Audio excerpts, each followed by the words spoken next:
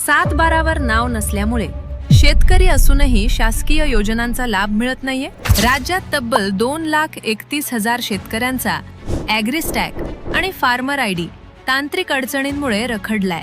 मयत शेतकऱ्यांच्या नोंदी, वारसांची नावे तसेच देवस्थान, इनाम, वतन आणि कबुलातदार जमिनींच्या नोंदी अशा अनेक कारणांमुळे ही अडचण निर्माण झालीये। या अडचणींची दखल घेत मुख्यमंत्री देवेंद्र फडणवीस यांच्या मार्गदर्शनाखाली तसेच महसूल मंत्री चंद्रशेखर बावनकुळे यांच्या सूचनेनुसार सर्व पात्र शेतकऱ्यांना अधिकृत रेकॉर्डवर आणण्याचे निर्देश दिले आहेत। प्रत्येक जिल्ह्यातील अशा प्रकरणांची कागदपत्र संकलित करून 15 दिवसात अहवाल सादर करण्याचे आदेश जिल्हाधिकाऱ्यांना देण्यात आले आहेत। यामुळे पात्र शेतकऱ्यांचा फार्मर आयडी आणि ॲग्रिस्टॅग तयार होण्याचा मार्ग मोकळा होईल।